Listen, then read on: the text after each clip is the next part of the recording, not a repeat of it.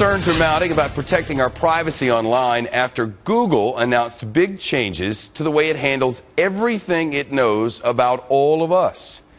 Starting in March, 2 months from now, Google officials say they'll start combining information about what we all search, what we watch on YouTube, and how we use dozens of other Google services. And they'll combine this information all in one place. That is, if you have a Google account.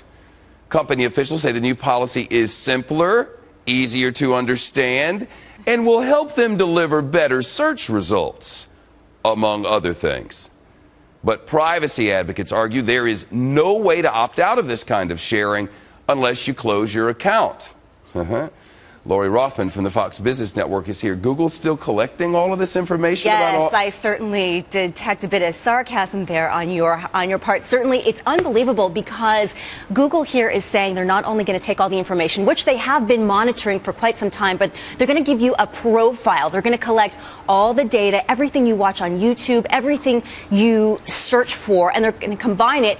And they're saying, as you just pointed out, Shep, that they're going to make it easier for you. So say you look for Jaguar on the search engine, they're going to know automatically if it's for the cat or the car. But we know Google's under stiff competition, stiff pressure from Facebook and Apple, and they're looking to monetize any way they can. And this is getting attention on Capitol Hill. It is. In fact, we've heard from some lawmakers, Representative Ed Markey, Senator Richard Blumenthal, the Democrats, both Connecticut and Massachusetts before that. Here's a quote I pulled from Richard Blumenthal. He put this on his blog today. These harmful impacts could range from the inconvenient, in other words, spoiling a surprise party, to the truly harmful, popping up a calendar reminder about an evening job interview while you're still at work. So the key here, no opt-out. It all goes into effect March 1st. You can bet federal regulators are going to be looking into this privacy issue. I bet lawyers are too. Lori, thanks very much. Let's bring in the legal experts. Arthur Idal and Randy Zellin are here, as they always are this time of day.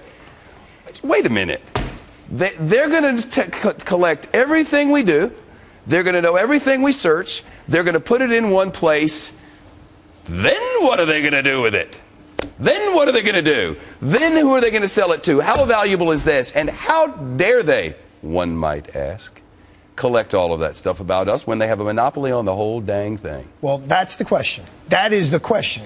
Do they have a monopoly on the whole damn thing? Because if they do, they're in one thing, and if they don't, they're somewhere else. Because I don't think they have a monopoly on the whole damn thing. There's Yahoo, there's Bing, there are other search engines that are out there that, quite frankly, Shepard, I'm a huge Google guy. If this goes into effect, I will just, you know how it works. You pick your choose. I know exactly how it works. But have you ever? I'll just go somewhere else. You know, no disrespect to any of these other search engines, but have you used the Bing? Have you used the Yahoo? No, but I know well, do you know why you haven't? Because Google's the best. Because they suck. Because Google's the best. I understand that. But if all of a sudden millions of people start going to the Bing and start going to MSN and start going to other places, you watch them improve in their quality of product in the other ones, because I won't use Google anymore. Well, you know what, though? They've already got it. They have all this information on stuff we've been doing forever. The one thing they haven't yet done, as far as we know, is combine it all in one place. If I want a more intuitive experience, I'll talk to myself. Just what I need. Have my wife or someone go onto my Google account and say, oh, Randy, gee, we noticed that you spent 3 hours on the Victoria's Secret website. How interesting. No, no, no, no. This is not capitalism. This is an invasion of privacy at its worst. This is our individual, personal, mind your own darn business.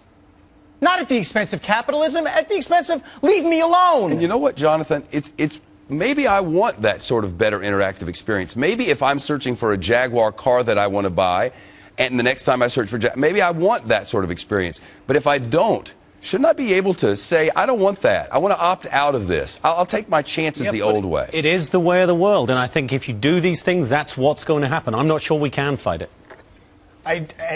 Shepard, I know you just threw it out there, but that is the key. It's an antitrust issue. It is a monopoly type of issue. If there was nowhere else for us to turn, then I think they'd have major, major battles in the courtroom. But because there are options, then you don't want that intuitive experience, don't use Google, use something else. The YouTube aspect of it is interesting because I don't know of an alternative to YouTube that's even in its league.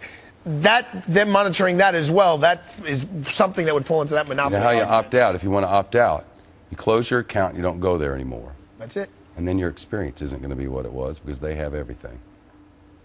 Well, hopefully, through capitalism, the other guys will have everything. Yeah, Yahoo will have they everything. become the MSN will have Netflix of everything. search engines, maybe. We'll see. We'll see.